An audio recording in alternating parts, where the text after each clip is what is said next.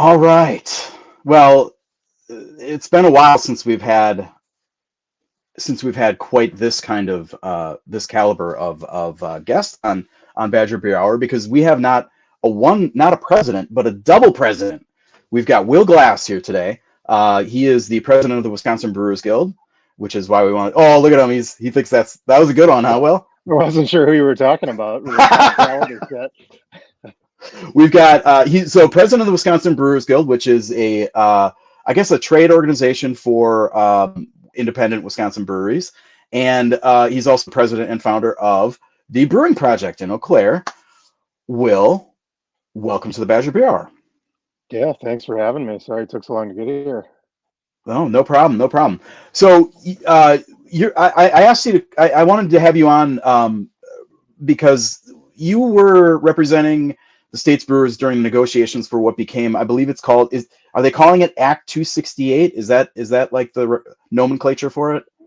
I'll be honest, after we counted noses in the Senate and they got a final vote, I tuned out. It passed. All right. So this law that crying, and then I was this law that was passed last I think Evers signed it last in early December, and it was correct me if I'm wrong, I think this is basically the biggest overhaul of Wisconsin's laws regulating alcohol that we've seen in like a generation. Is that fair to say? Since the repeal of Prohibition, really. I mean, okay. Multiple generations then. Yeah, it's man, I mean, this is the kind of thing I could talk for hours and hours and hours about, and regretfully, unfortunately, have. But yeah, I mean, there really hasn't been a good thing that has happened for the beer industry since the repeal of Prohibition. Our businesses have only lost rights and only lost abilities really since then. And this was a pretty big step towards making a much, I'll say, more equitable system for I think all of the tiers. I really hate that phrase, but right. That's what they call it.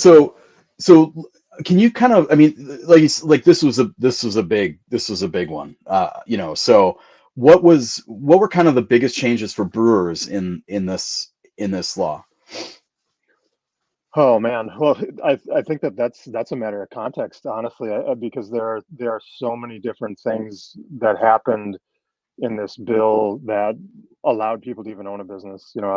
Goes back to like my story, but it allows people to grow a business. It allows people to bring back business that they didn't used to have. It clarifies things. So depending on what type of a brewery you are or what type of business model you have, it is such a, I mean, it does so much. It really does. It's far from perfect. I mean, that's one of the biggest things that I kind of had to get over, was this idea that, perfection is the enemy of good, and we were never going to get to perfect. I worked on this for almost 8 years in total. And after I think the 4th year, I started thinking, yeah, we're either not going to get anything ever, or we're going to have to make some compromises. And that's where we ended up. But I mean, some of the big highlights are the restoration of what will basically be like full service bar in a lot of breweries, codifying existing trade practice that has been deemed illegal just in the last year or so.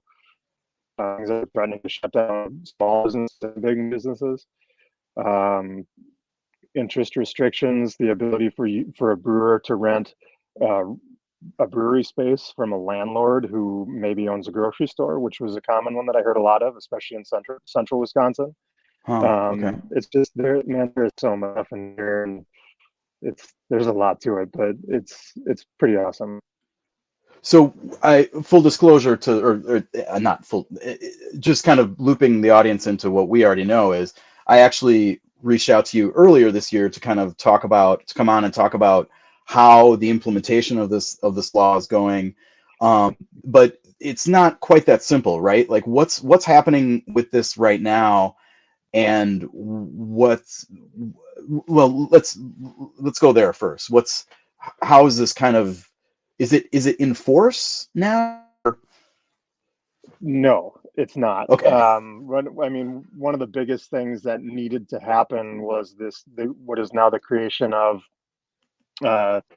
the Division of Alcohol Enforcement for the state of Wisconsin. So it's going to be a new subset of the Wisconsin not Department of Revenue. Yeah, Department of Revenue. Gosh, in my mind, I was saying Department of Natural Resources, and Revenue came out. I guess 2 beers in, that's what's just going to happen. It's But Badger Beer our way. yeah, right. So they have to basically create that agency, and then they have to create the rules that that agency is going to operate by. And this was one of the very enlightening things over the years that I learned by working through our attorneys and working with legislators, working with people inside the Dome in Madison, was this idea that you can't make a law that covers every instance that's ever going to come up. There's going to be rulemaking, there's going to be ambiguity, there's going to be subjectivity. But the first step is that they have to actually create that office, and then they have to appoint somebody to run it. And last I heard, that person still doesn't exist. And we're a month and a half ish away from most of this taking effect. And, that's just kind of how bureaucracy works, I guess. It's a process that's going to take Senate confirmation for the head of this thing. And there isn't a name yet. So, yeah. Yeah, and the Senate's like done with. They're like they Oh, peace yeah. outed. So I mean, Yep. does that mean that the bureaucratic portion of it can go without the politically approved head, or? Yeah, and they can appoint an interim, and there is somebody who's kind of starting that transitionary role right now. There was a technicality type meeting for promulgation about a month ago, and it was like, man, is this what government does when we're not looking? It was a bunch of people sitting on a Zoom meeting waiting for somebody to talk, and it was over in like 20 minutes. There was literally no word said for about 10 minutes. It was really weird. Um, Wow. yeah, as of right now, I know that there's a bit of angst because a lot of municipalities are kind of in limbo. The way that the laws have been in Wisconsin for so long have been very difficult to read. And if you talk to any municipality, they'll say that sometimes they're getting different answers depending on who they talk to, if they call Madison or if they talk to their local enforcement guy. And to be very honest, it's not really their fault because the laws were so hard to read. You Right. could get two very reasonable and very intelligent people to read the same, chunk of statute and come out of it with 2 and 3 and 4 different opinions. So Hmm. a few years ago, I was a member of a legislative study committee, and I sat next to the man who was the attorney for the municipal attorneys for the state of Wisconsin.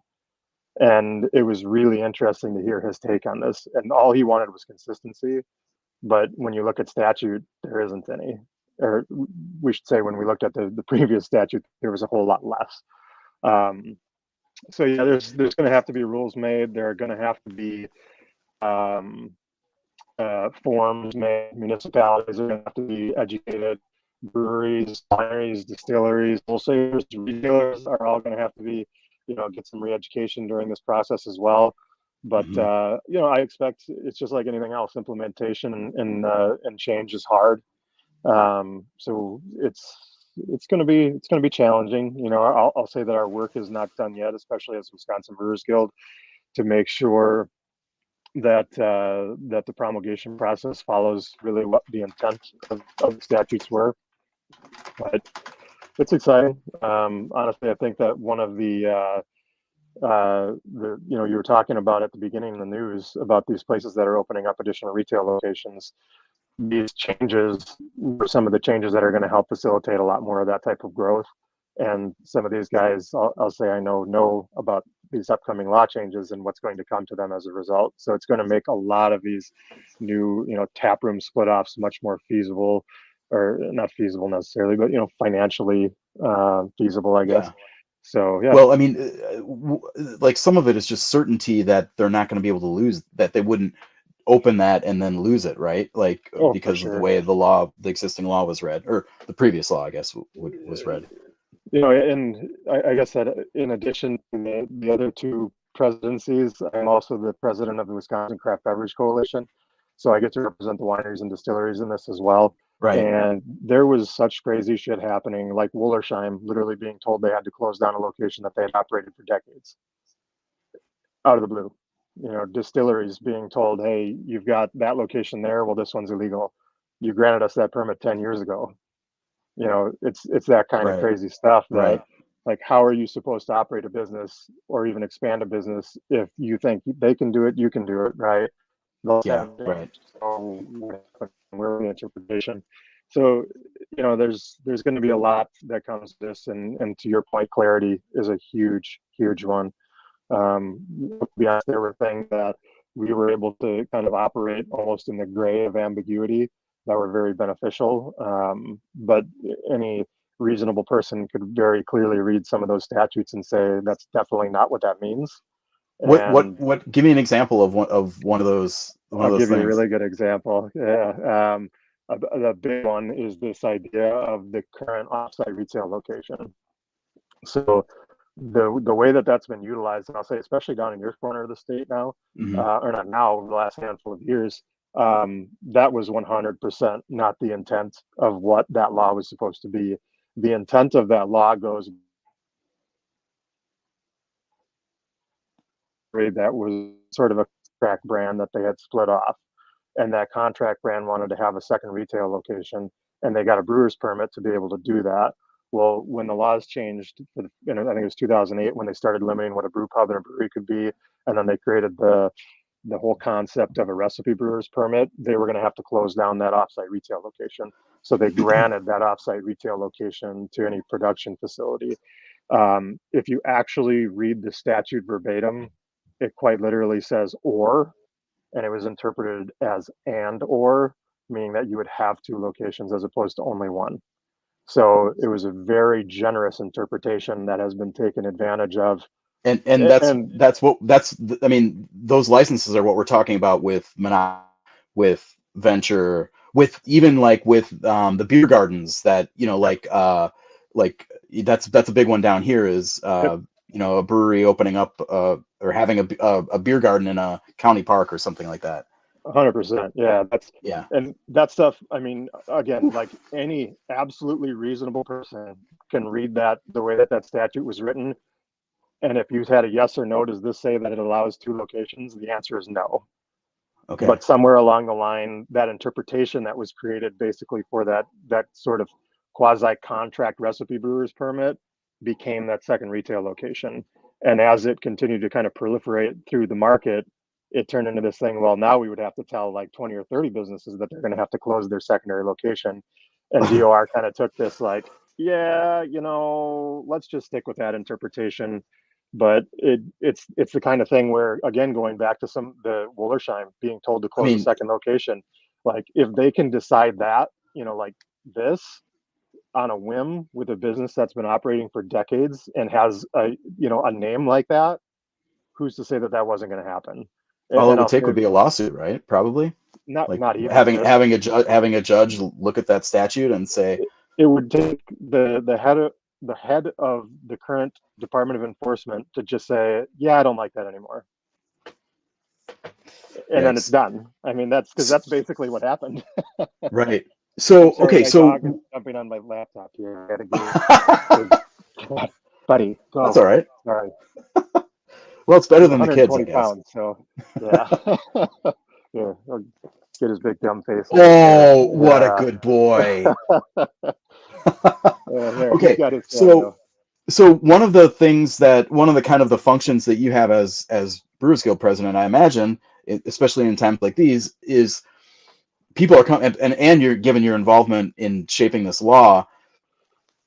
I imagine you're hearing tons of questions from your constituents, brewers, and like as you mentioned, the entire craft, was it craft producers Craft Beverage Coalition. beverage Yeah. coalition? So Okay, so you that got entity is the Winers Association, the Distillers Guild, and the Brewers Guild. okay, so I mean, I imagine that you have all these businesses asking you like, hey, what is this going to look like? What are you hearing from the producers about how what they're thinking about might pertain to them with this law? Like kind of look forward a little bit. Like what is the stuff that you're hearing the most often? The There are two things that I hear the most. One of them I'm not surprised about. The other one I'm sort of surprised is as big of a deal that it's been. The I'll say that the one that surprised me was the number of brewers looking for storage space or looking to move locations that aren't able to get a warehouse or aren't able to get a secondary retail location potentially because that landlord has a financial interest in another area in the industry.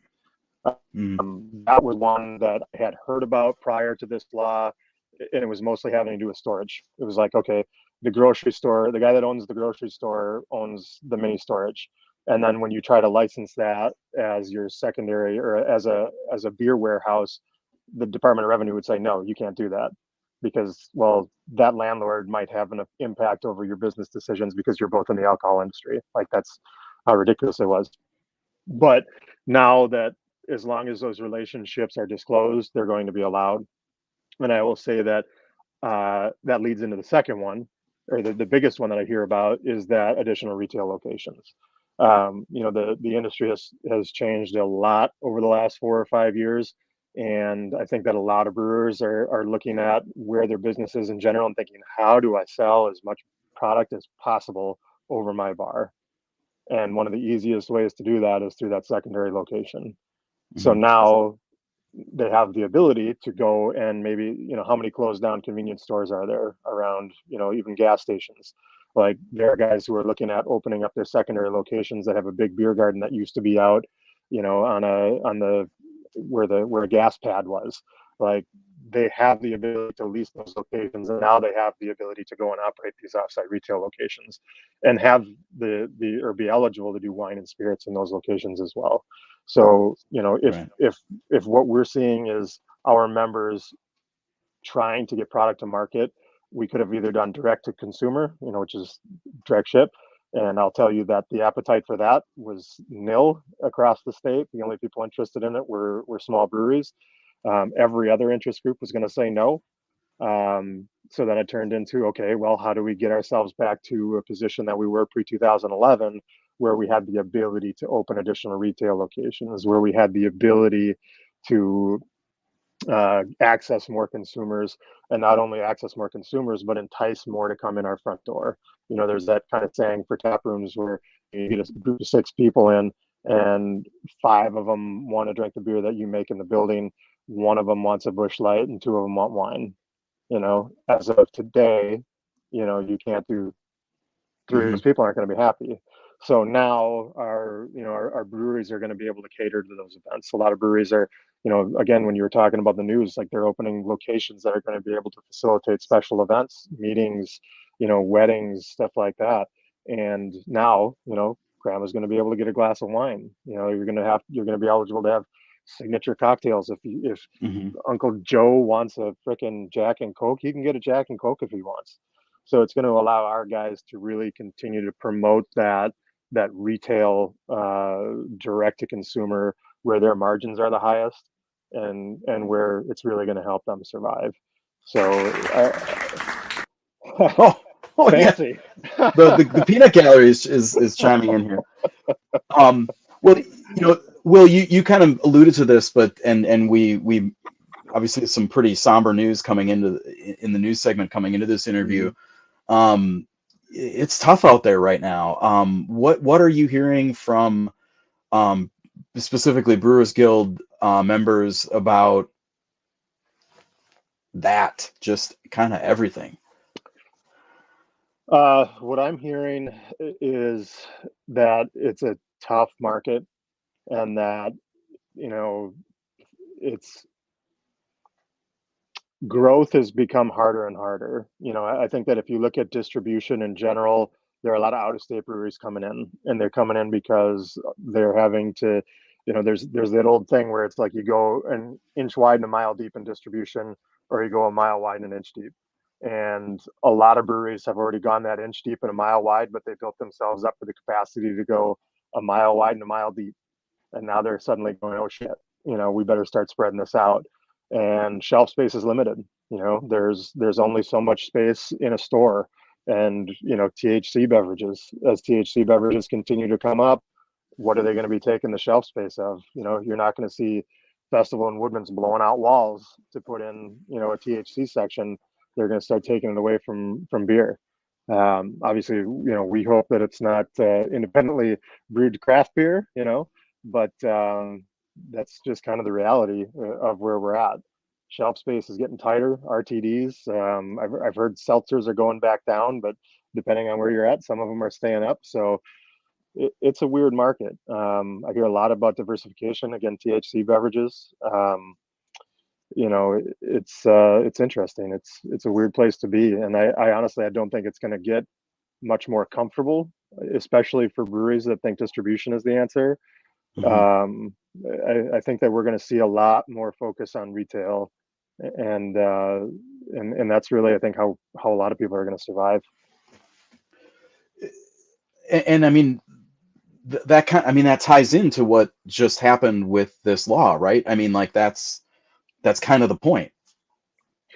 Yeah, I mean, I'll be perfectly honest. I mean, like I said, I personally worked on that legislation hands-on for damn near 8 years. I had been working for the 2 years prior to that kind of on my own. Um, but these things that we just got done are not things that I thought were going to be as beneficial then as they are, which I think is great. We kind of sat down, we did our first poll of members, figure out what are your legislative priorities, where is the low-hanging fruit, what should we go after, how can we get a win. And we thought, like, 2 or 3 years we'll be able to get this done. And shit, was I wrong? Were we all wrong? Um, but that it was never really in our mind that this retail component was going to end up being as important, I think, as it's going to become. Mm. So it was a lot of work to get the things that we got, and I don't want to say that it's serendipitous because we all wish that we were in a better position as an industry, but it feels like things are getting tighter and tighter every day. All of our costs have gone up, that's for sure. And most people aren't real happy when they see their 4 pack or 6 pack go a couple bucks on the shelf. So a Yeah. lot of us, and I would say me included, we've held off on uh, price increases as much as possible, and that makes it harder to stay alive. So Hmm.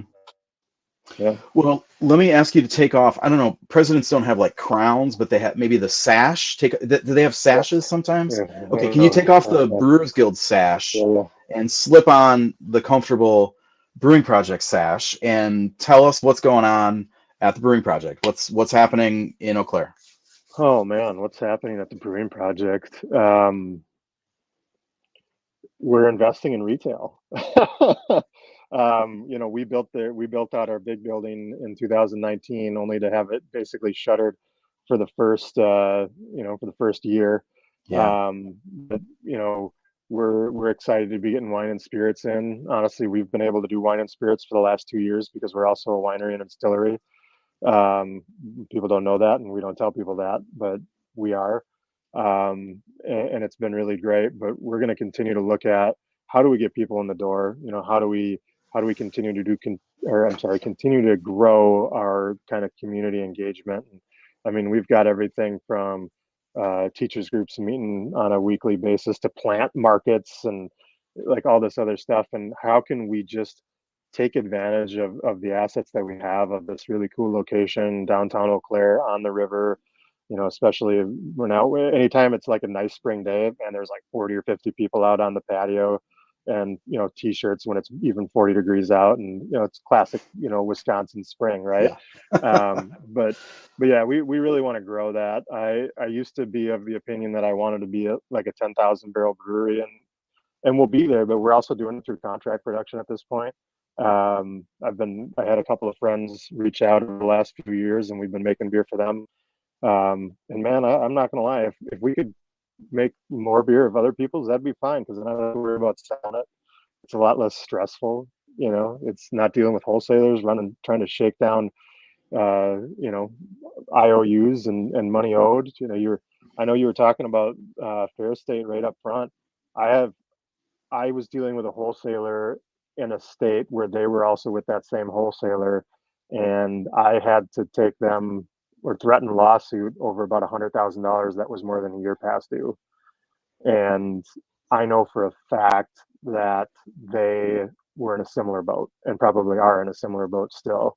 So this is that thing where distribution across the country has just become tight, and a lot of wholesalers aren't up to terms, and it's making business tight across the board. So again, if I could go back to just like the Brewing Projekt hat and make a whole lot of beer for other people who would then have to deal with wholesalers, man, that'd be heaven. Um, you kind of mentioned the retail aspect as one of the uh-oh, am I getting cut off? Okay, we'll make this quick. I mean, it's been good, but okay, one quick question. You mentioned retail as being a really a pathway to success or stability, at least for in the industry right now. You were at the table at the negotiating table for a long time with members of that tier, specifically the Tavern League and the grocers, So, and I guess I'm thinking about the Tavern League here because they are probably most directly affected by these extra retail locations. I mean, in a lot of these, we've talked a lot about these kind of small, breweries in small towns that are really functioning as gathering places and points of community pride, functions that had kind of been, occupied by the corner bar, and in many ways they are similar to corner bars right now. Mhm. What's the like how what like what can you tell us about that dynamic and how, because they haven't really, Tavern League doesn't really say a whole lot about anything, but they haven't really said a whole lot about this bill either. So I'm kind of curious what you can say about any of that. Oh, wow. And I understand that negotiations are happening in private for a reason, but I did want to ask a question because I think, you Yeah. know, yeah. Um, I will say that, uh, what should I Save the hardest say? question for last, Will. Yeah, right. Um, I will say this, that I think that you're right about the gathering place component of our industry and where things have gone. It's a despite being a very old industry, a newer industry. Um, but one of the things that we did, and I think that it was one of the things that we were able to convince a lot of, I'll say, legislators and members of the industry that weren't in the production tier, was that if the things that we're asking for, that we're looking to get out of this bill happen, and every single brewery in the state maxes out, I mean, not just the craft ones, but every brewery, if every one of them maxes out on their locations and their ability to operate as full retail and in direct competition with the taverns and bars and restaurants, it would still constitute less than 3% of the total liquor licenses and on-premise sales in the state of Wisconsin. So, pretty reasonable, really, Yeah. then, what we're asking for. And we had that conversation with some of the big decision makers in the legislature. And when we said that, it kind of disarmed this idea that this is going to be apocalyptic for some of the other members of retail. Um, I will say that, you know, as with all good things that happen at political fundraisers that happen on golf courses, we had the opportunity to break bread and have a drink with some of the executives from the Tavern League, and it was the biggest breakthrough that we had in years. And the biggest thing that happened, and the reason why it happened, was there weren't any lobbyists involved. There weren't any attorneys there. It just happened that their cart was ahead of ours, and damned if we didn't start talking, and damned if we didn't start laughing, and damned if this wasn't all after having a few beers. And it allows us to create a relationship. And I think that you know we've been demonized, they've been demonized. It's that thing where if you guys never sit down, it's hard to know what the other person is. Mhm. And I tried to foster, I think, a decent relationship with the leadership of that organization, and was very honest. And I gave my opinion, whether some people liked it or not.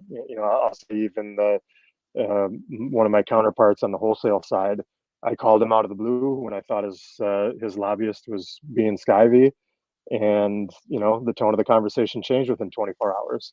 there's this thing where I think the benefit that we have as the Brewers Guild is that we don't have the money to be as professionally represented. We do have professional representation.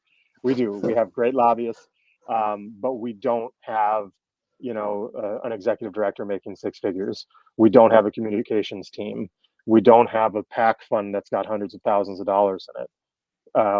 We had to go to those meetings ourselves. And I'll say by ourselves, I'll also mention very specifically Evan Hughes from Central Standard, Ryan Kralowitz from Vines and Threshes Winery. The three of us went to a lot of fundraisers. We talked to a lot of legislators, and we were able to educate and bring up that idea that even if all of these businesses take full advantage of what happens, is it really a threat? No. And what it is, and this is where, depending on who you talk to, is a really good thing, but it's a free market opportunity. It gives us the ability to compete. And if you want, and we had the argument at one point, but if a mom and pop tavern wants to be able to compete with me on a beer that I can sell for $5 that it costs me like a nickel or a dime to make, all you got to do is spend like $3 or $4 million, and if that's your goal, like that's all you got to do, and nobody's stopping you. Piece of cake, right? So yeah, like come and compete. Like let's let this be a free exchange of ideas and goods, and just have a free marketplace. And I mean, it's going to work out. It's going to work out for us for sure. And I think anybody else who chooses to compete is going to have the opportunity to succeed. And I think that's what it's all about. Awesome. Well, thanks for answering that question very, very eloquently and tactfully, I think, as well. So Yeah. we're out of time. We're staring at Badger Beer hour and a half here, easy. Probably Badger Beer 2 hours. So thanks for coming on the show, and best of luck going forward. And we'll stay in touch about implementation and how that's all going. Maybe we'll circle back next year. Okay. Cheers. You bet. All right.